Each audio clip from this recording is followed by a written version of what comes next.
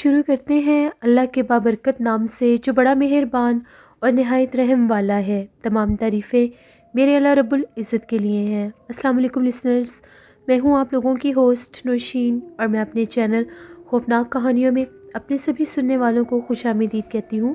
میں امید کرتی ہوں آپ سب لوگ خیریت سے ہوں گے، جہاں ہوں گے خوش ہوں گے۔ آج آپ لوگوں کے ساتھ میں بہت انٹرسٹنگ ہارر سٹوریز شیئر کروں گی جنہیں آپ لوگ بہت پسند کریں گے۔ سلسلہ شروع کرتے ہیں آج کی خوفناک کہانیوں کا۔ بڑھتے ہیں آج کی پہلی خوفناک کہانی کی طرف۔ یہ خوفناک کہانی فرحان اثر شیئر کر رہے ہیں UAE سے۔ فرحان کہتے ہیں کہ آج آپ کے ساتھ امریکہ کی ایک بہت ہی زیادہ ڈراؤنی کہانی شیئر کرنا چاہتا ہوں، امریکہ کی ایک اسٹیٹ انڈیانا کی۔ یہ جو سٹوری ہے اس میں ڈاکٹرز، پولیس، نرسز اور پریسٹ کا بہت اہم کردار ہے۔ انڈیانا پولیس نے اس کے اوپر 600 صفحات کی ایک رپورٹ بھی تیار کی ہے۔ یہ کہانی شروع ہوتی ہے 2011 نومبر سے، جب ایمن فیملی ایک گھر میں شفٹ ہوئی۔ اس فیملی میں مسز ایمن تھی، ان کے 3 بچے تھے اور ان بچوں کی گرینڈ مدر تھی۔ وہ لوگ اس گھر میں شفٹ ہو گئے۔ اس گھر میں شفٹ ہونے کے 1 ماہ کے بعد ان لوگوں کو اپنے گھر میں عجیب و غریب بہت موٹی موٹی مکھیاں اڑتی ہوئی نظر آتی تھیں، جبکہ وہ سیزن بھی ان مکھیوں کا نہیں تھا۔ اور اس کے ساتھ ساتھ اس گھر میں جو موجود بیسمنٹ تھا، اس بیسمنٹ میں سے ان لوگوں کو کسی کے چلنے پھرنے کی آہٹ محسوس ہوتی تھی، آوازیں سنائی دیتی تھیں۔ اور جب وہ لوگ وہاں پر جا کر دیکھتے تھے تو وہاں پر ان کو گیلے جوتوں کے پیروں کے نشان بھی ملتے تھے۔ وہ لوگ کافی زیادہ ڈر کے رہتے تھے، لیکن اس کے بعد یہ معاملات عام ہو گئے۔ 2011 کے بعد 2012 کی بات ہے، ان کے کچھ قریبی رشتہ دار ان کے گھر میں آئے ہوئے تھے۔ کافی رات کا ٹائم تھا، تو مسز ایمن جو ہیں وہ اپنی 12 سالہ بیٹی کو دیکھنے کے لیے اس کے کمرے میں گئیں کہ میری بیٹی سو رہی ہے کہ جاگ رہی ہے۔ جیسے وہ اپنی بیٹی کے کمرے کی طرف بڑھی، انہوں نے کمرے کا دروازہ کھولا تو اگلا منظر دیکھ کر وہ بے تحاشا چیخنے لگ گئی۔ ان کے چیخو پکار سن کر اس بچی کی جو نانی اماں تھی وہ بھی بھاگتی بھاگتی آئیں۔ جب انہوں نے اتنا بھیانک منظر دیکھا وہ بھی خوف سے چلانے لگ گئیں۔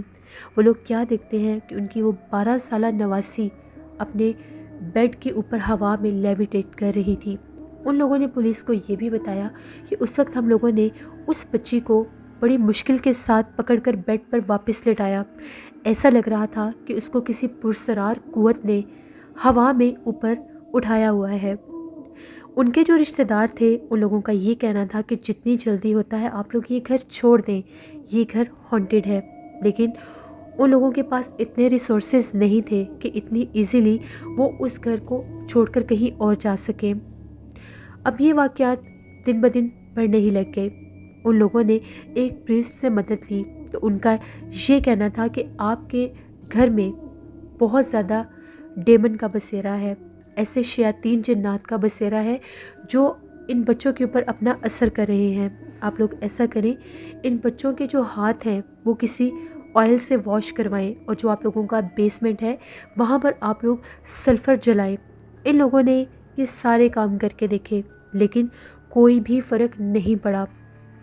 بچوں کے حالات دن بدن عجیب و غریب ہونے لگ گئے۔ ان بچوں کی نانی اماں نے پولیس کو یہ بھی بتایا کہ ایک دفعہ ان کا سب سے چھوٹا نواسا الماری میں بیٹھ کر کسی سے باتیں کر رہا تھا۔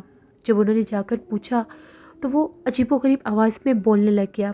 ان بچوں کی آنکھیں اندر کی طرف دھس جاتی تھیں اور وہ بہت ہی بھاری آواز میں بولنے لگ جاتے تھے۔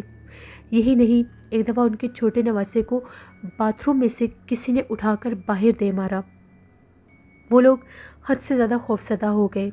ان لوگوں نے کافی کوشش کی، چرچ میں گئے، بہت سے اور بھی جو ان کے پریسٹ تھے ان کے پاس گئے، لیکن کسی نے ان کی کوئی مدد نہیں اس وقت کی۔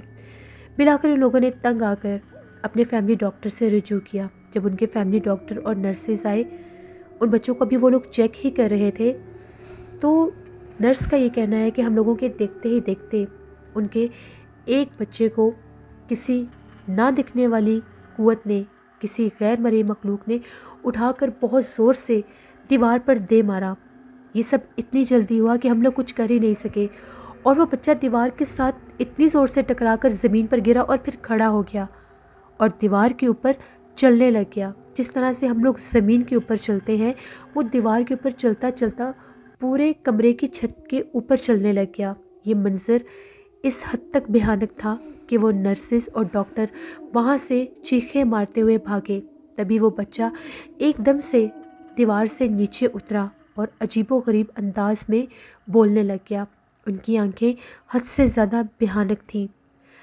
फिर उन लोगों ने पुलिस से रब्ता किया। पुलिस ने उन लोगों को ये कहा कि हम लोग अपनी सुपरविजन में इन बच्चों का एक कोर्स करवाएंगे जिसको एग्जॉर्सिज्म कहते हैं। एग्जॉर्सिज्म बेसिकली उन लोगों के लिए एक्सरसाइज किया जाता है जब किसी इंसान के जिस्म पर शैतानी जिन्नात, जो डेमन्स होते हैं, जो ईवल डेमन्स होते हैं, उनका जब असर हो जाता है तो उनको उनके जिस्म से निकालने के लिए एग्जॉर्सिज्म करवाया जाता है। फिर पुलिस ने अपनी निगरानी में उन तीनों बच्चों का एग्जॉर्सिज्म करवाया। उसके बाद एमन फैमिली का ये कहना है कि जब उन तीनों बच्चों का एग्जॉर्सिज्म हुआ तो उनके ऊपर वो जो शैतानी कुव्वतें हावी थी, वो असरात कुछ कम हो गए और बच्चे नॉर्मल होने लग गए।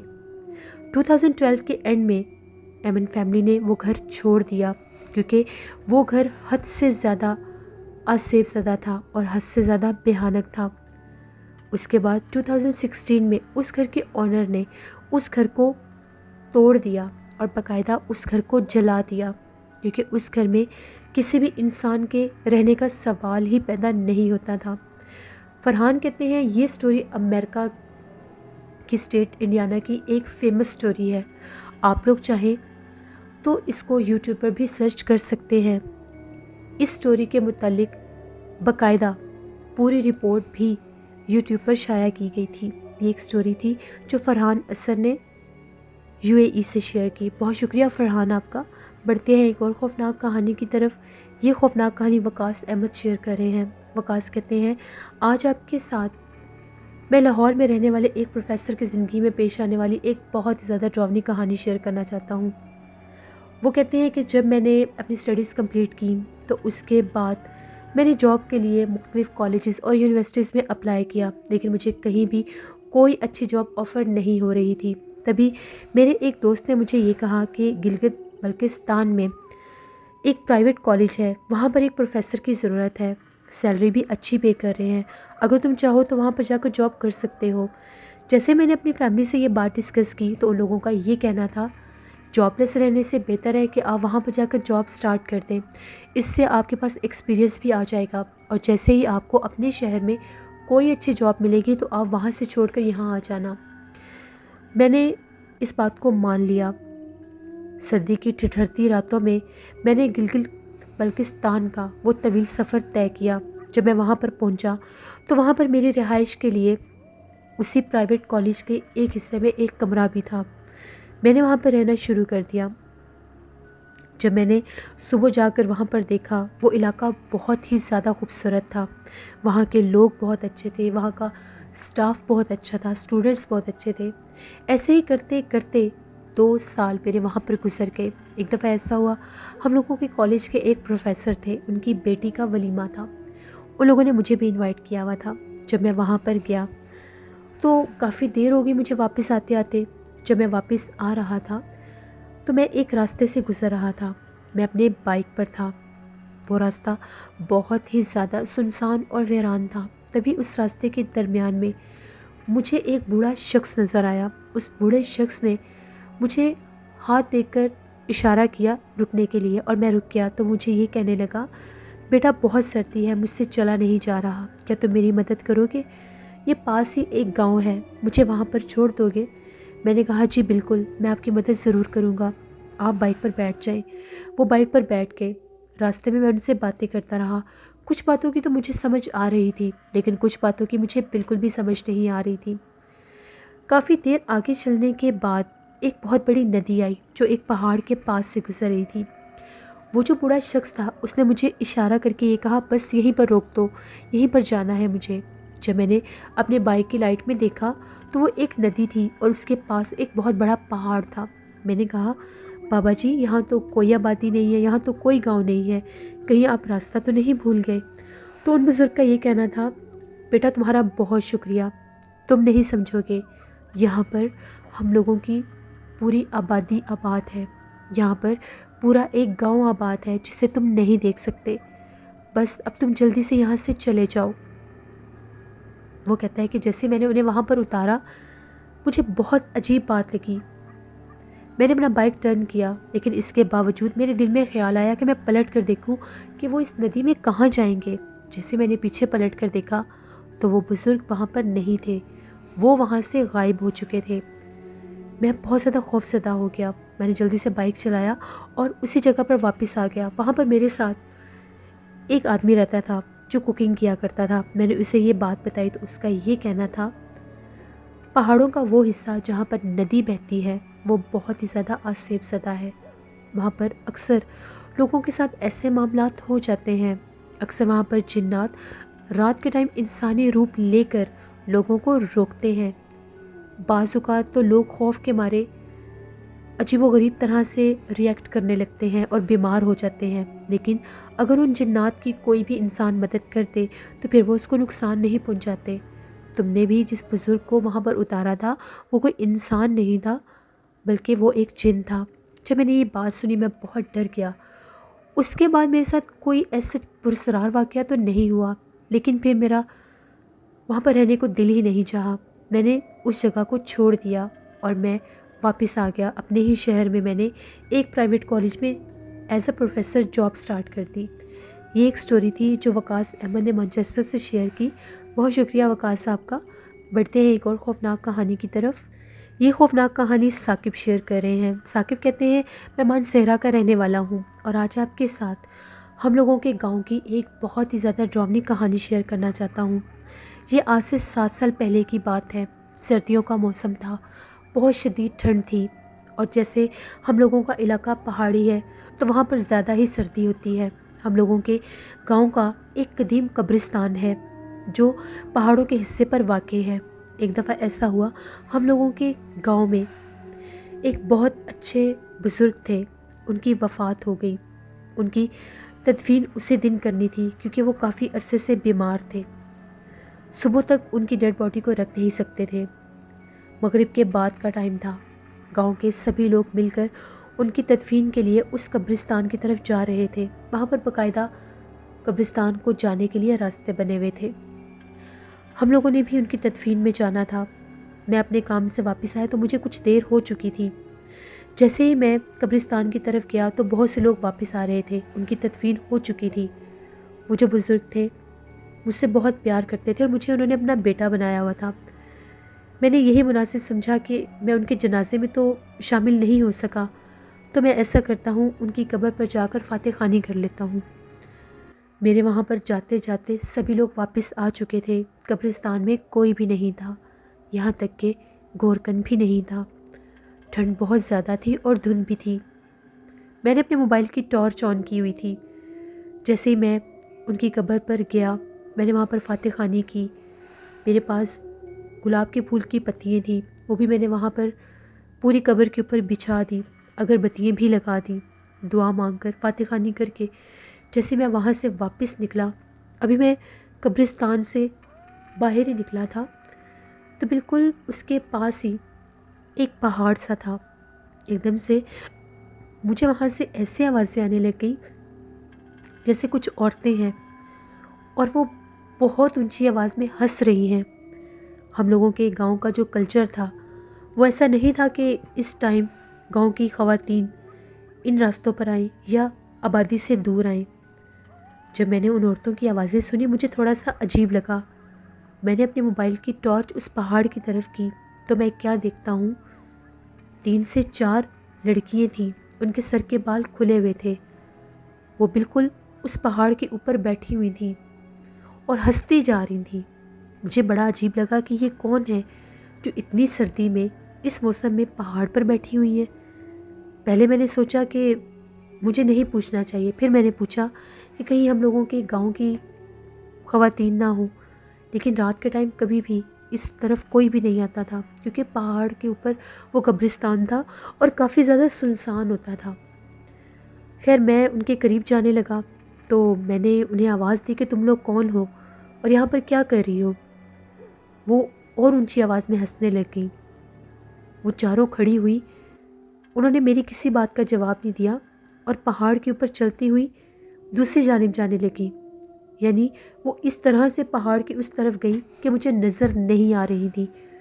وہ پہاڑ بہت زیادہ اونچا نہیں تھا، وہاں پر آسانی سے جایا جا سکتا تھا۔ مجھے ان کی باتیں بہت عجیب لگیں کہ یہ کیسی عجیب لڑکی ہیں۔ میں نے ان کو بلایا بھی ہے کہ تم لوگ کون ہو، یہاں پر کیا کر رہی ہو، اور میری بات کا جواب نہیں دے رہی۔ مجھے غصہ آ گیا کہ میں جا کر دیکھتا ہوں یہ کون ہے۔ جیسے ہی میں اس پہاڑ کی طرف گیا جس طرف وہ مڑی تھی، جب میں وہاں پر گیا تو جو منظر میں نے دیکھا وہ بہت زیادہ بھیانک تھا۔